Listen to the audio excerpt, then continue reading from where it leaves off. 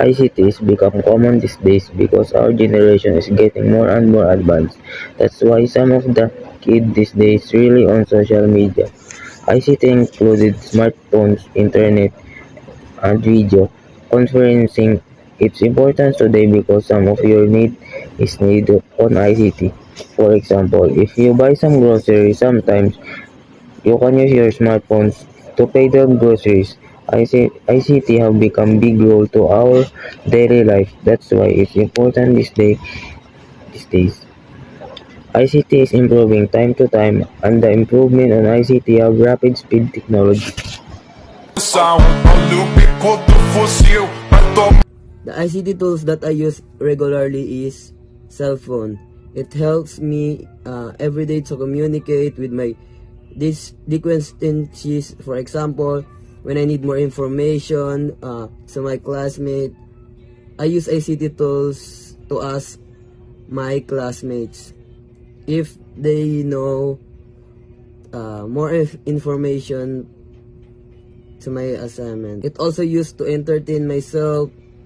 For example, I'm playing games or other platform that I use in my cell phones. Watching and reading some manga online. That's ICT tools I use, cell phone. That's the benefits of ICT tools.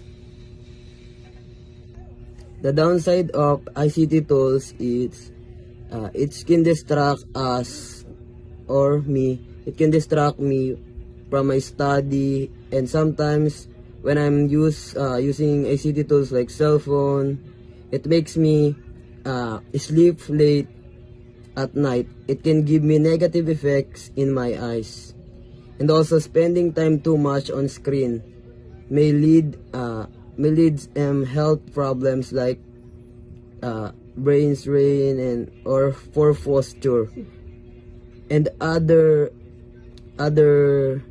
negative effects from my health. That's a downside ICT tools. Letter B. Societal level. The benefits of ICT is can use stands to earn money such as scaling online. And the drawback is risk of data privacy issues. So personal information can be exposed online. There are also risks of misinformation in online platforms. And lastly, I will remind you all that ICT have some positive and negative effect on how will you use it.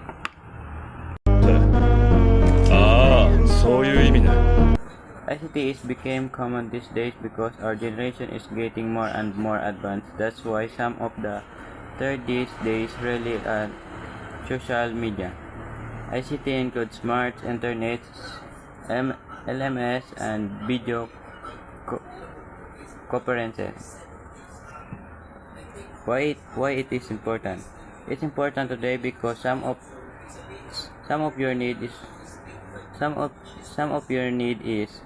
with on ICT. For example, if you buy some groceries, sometimes you can use your smartphones to pay the groceries. ICT have a big role to our daily life. That's why it's important these days. ICT is improving time to time, and eventually our ICT have rapid speed because of the technology. 泣いてる You crying?